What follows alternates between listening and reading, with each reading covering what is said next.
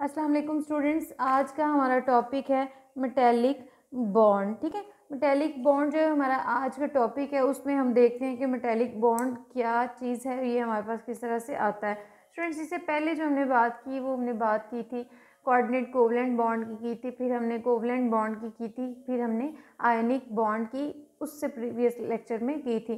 तो आज का जो हमारा टॉपिक है मेटेलिक बॉन्ड, वो ना तो आयनिक बॉन्ड है, ना वो कोवलेंट बॉन्ड है, ना ही फिर कोऑर्डिनेट कोवलेंट बॉन्ड है, बल्कि ये मेटेलिक बॉन्ड के नाम से जाना जाता है और ये मेटल के एटम्स के दरमियान में पाया जाता है। स्टूडेंट्स, अब हम देखते हैं, जैसा कि हम देखते हैं कि मेटल्स जो हैं,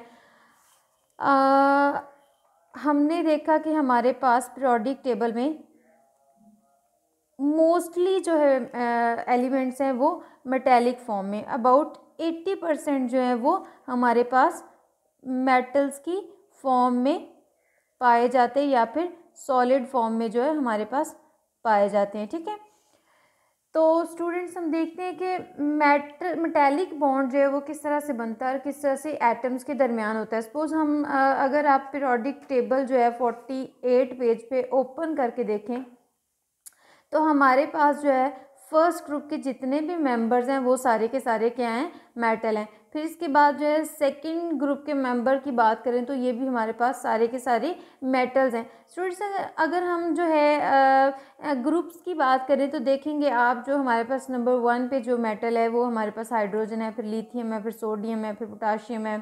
ठीक है, फिर रुबीडियम, सीजियम एंड फ्रांसियम वगैरह। अब स्टूडेंट्स आप देखेंगे नंबर 1 पे हाइड्रोजन के पास जो है वो एटॉमिक नंबर 1 है, जबकि लिथियम का एटॉमिक नंबर 3 है। सोडियम का जो है एटॉमिक नंबर जो है वो क्या है, 11 है, जबकि पोटेशियम का एटॉमिक नंबर जो है वो 19 है। स्टूडेंट, इसमें आप एक बात पे गौर कर सकते हैं कि देखें हमारे पास जो जो ग्रुप में नीचे मूव करते जाए तो उसमें क्या होता है, उसमें मेटल्स के जो हैं वो नंबर ऑफ इलेक्ट्रॉन्स नहीं इंक्रीज होते, बल्कि नंबर ऑफ शेल्स जो हैं वो क्या होते हैं, इंक्रीज होते जाते हैं। नंबर ऑफ शेल्स क्या होते हैं, इंक्रीज होते जाते हैं। तो इसकी वजह से क्या होता है, इसकी वजह से नंबर ऑफ शेल्स इंक्रीज होने की वजह से क्या होता है, नंबर ऑफ शेल्स इंक्रीज होने की वजह से इसका डिस्टेंस जो है वो न्यूक्लियस से आउटर मोस्ट शेल का इंक्रीज हो जाता है। सपोज मेरे पास ये कोई एटम है, ठीक है, ये इसका फर्स्ट शेल है, ये इसका सेकंड शेल है, ये इसका थर्ड शेल है। फ़र्ज़ करें अब यहाँ पे एक इलेक्ट्रॉन पड़ा हुआ है, तो इसकी जो अट्रैक्शन है इसके आउटर मोस्ट शेल पे उतनी कम होती जाएगी बनिस्बत अगर मेरे पास एक दूसरा एटम है, उसके पास एक शेल है और उसकी न्यूक्लियस की अट्रैक्शन जो है इस पे ज़्यादा होगी, क्योंकि इन दोनों के दरमियान जो है वो डिस्टेंस जो है वो बहुत कम है। जो है नंबर ऑफ शेल्स बढ़ते जाएंगे तो उसमें क्या होगा, ये डिस्टेंस आता जाएगा, जिसको हम नाम देंगे शील्डिंग इफेक्ट का।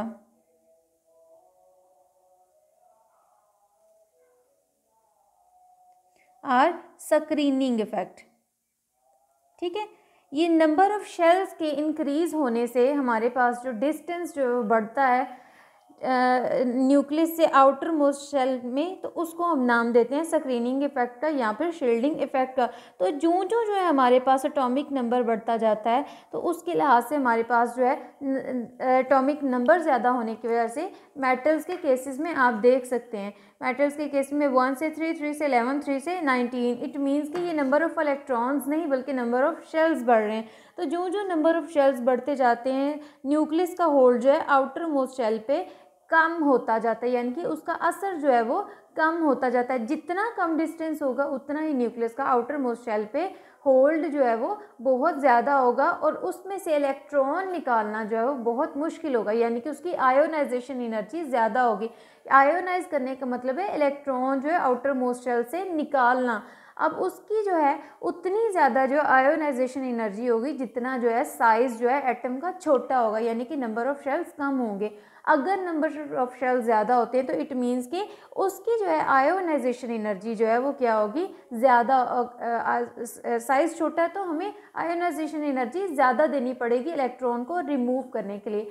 अगर जो है साइज़ जो है वो बड़ा होता है, यानी कि नंबर ऑफ शेल्स इंक्रीज़ करते हैं, तो इट मीन्स कि इसका डिस्टेंस जो है वो वैलेंस शेल का आउटर न्यूक्लियस से ज़्यादा हो गया, जिसकी वजह से हमें थोड़ी सी एनर्जी सप्लाई करनी पड़ेगी, अप्लाई करनी पड़ेगी। उससे हम इजीली जो है वो आउटर मोस्ट शेल से इलेक्ट्रॉन को क्या कर सकते हैं, निकाल सकते हैं।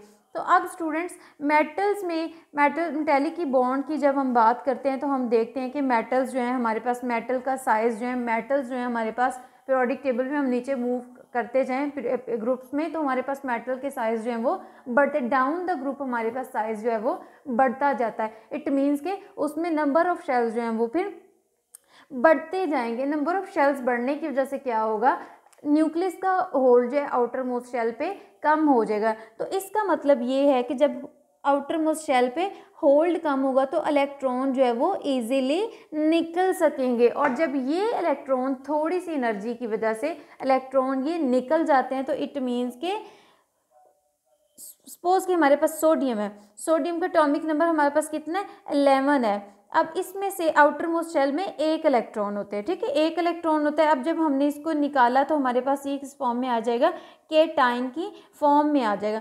अब ये वाला सोडियम जो है, अब ये वाला पॉजिटिव सोडियम का चार्ज है, ये इलेक्ट्रॉन से घिरा होता है, ठीक है। अब इसका जो 2 इलेक्ट्रॉन होते हैं, फिर उसके बाद 8 इलेक्ट्रॉन होते हैं,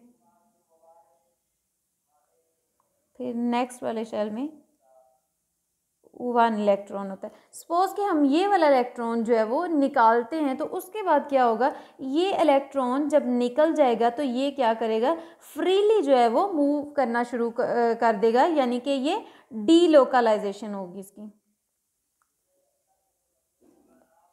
या डीलोकलाइज्ड होगा ये, यानी कि ये फ्रीली मूव करेगा।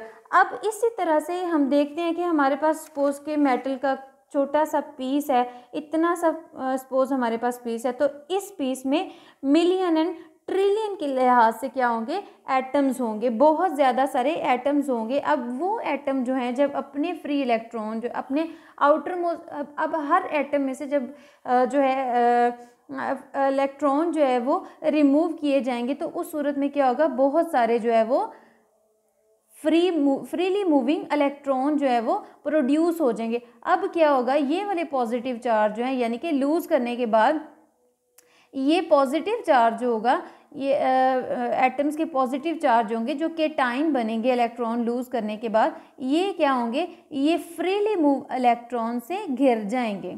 क्या होंगे, इलेक्ट्रॉन से गिर जाएंगे। वो इलेक्ट्रॉन जो आउटर मोस्ट शेल से रिमूव हुए उनसे ये क्या होंगे, गिर जाएंगे, चारों तरफ से ये क्या होंगे, इनको घेर लेंगे फ्रीली मूविंग इलेक्ट्रॉन्स।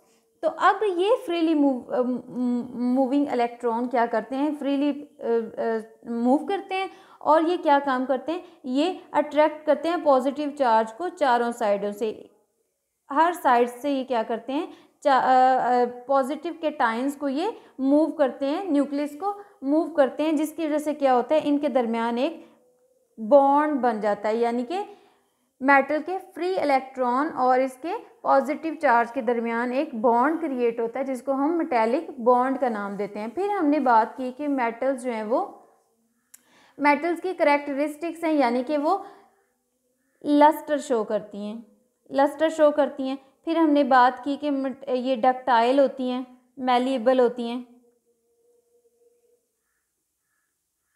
बात की कि इनके डक्टाइल होती हैं, हैवी होती हैं, हार्ड होती हैं, ठीक है। ये बातें की हमने मेटल की, कुछ हमारे पास करेक्टरिस्टिक्स हैं कि मेटल जो है इनकी मेटालिक लस्टर होती है, यानी कि इनकी शाइनी सरफेस होती है। तो उसकी रीज़न ये है कि इनमें जो है फ्री इलेक्ट्रॉन्स जो हैं वो क्या करते हैं, वो फोटॉन्स ऑफ एनर्जी जो है वो एब्जॉर्ब करते हैं, और फिर एब्जॉर्ब करने के बाद वो उसको एमिट करते हैं, जिसकी वजह से हमें ये शाइनी नज़र आती है। फिर मेलिएबिलिटी की बात करें तो मेलिएबिलिटी का ये होता है कि जब हम हैमर से इसको हिट करते हैं तो ये क्या करती हैं, शीट्स में चेंज हो जाते हैं। अब क्यों चेंज होते हैं? चूँकि इनमें जो है वो फ्रीली मूविंग इलेक्ट्रॉन होते हैं, यानी कि डीलोकलाइज्ड इलेक्ट्रॉन होते हैं। जब उसको हिट किया जाता है तो वो क्या करते हैं, स्पेसिस के दरमियान मूव करना शुरू हो जाते हैं, जिसकी वजह से वो बजाय इसके के ब्रेक हो, टूट जाए, वो बारीक शीट में यानी कि फिसल जाते हैं इलेक्ट्रॉन अपनी जगह से, तो उसकी वजह से वो मज़ीद फैलना शुरू हो जाते हैं, शीट्स में चेंज हो जाते हैं। फिर ये दूसरी इसकी एबिलिटी की, थर्ड वाली इसकी एबिलिटी की, ये डक्टाइल होते हैं, यानी कि तारों वगैरह में इनको चेंज किया जाता है। फिर उसके बाद है हैवी होते हैं। हैवी क्यों होते हैं? अब देखिए जी, हमारे पास हमने पहले बात की, जैसे कि हमारे पास जो है मेटल्स हैं, उनके साइज़ हम पीरियोडिक टेबल में चेक करें, ग्रुप में चेक करें, तो हम डाउन द ग्रुप जो है उनका एटॉमिक साइज़ जो है वो बढ़ता जाता है। एटॉमिक साइज़ बढ़ने की वजह से मेटल्स क्या होती हैं, एटॉमिक मैस उनकी बढ़ जाती है। अब उसकी वजह से क्या होती है कि वो भारी होती हैं। अब हार्ड भी होती हैं मेटल्स। अब मेटल्स जो है, चूँकि इनके दरमियान जो है वो फ्रीली मूविंग इलेक्ट्रॉन और पॉजिटिव चार्ज के दरमियान, मेटल की पॉजिटिव चार्ज के दरमियान जो है ये बॉन्ड बनता है, जिसकी वजह से मेटल्स जो हैं ये हार्ड होती हैं। ठीक है, तो ये कुछ प्रॉपर्टीज़ थी मेटालिक बॉन्ड की, या मेटालिक बॉन्ड बनने की वजह थी। तो इसको आपने अच्छी तरह से वो रीड आउट करना है और इसको समझने की कोशिश करनी है। सिंपल सा एक टॉपिक है।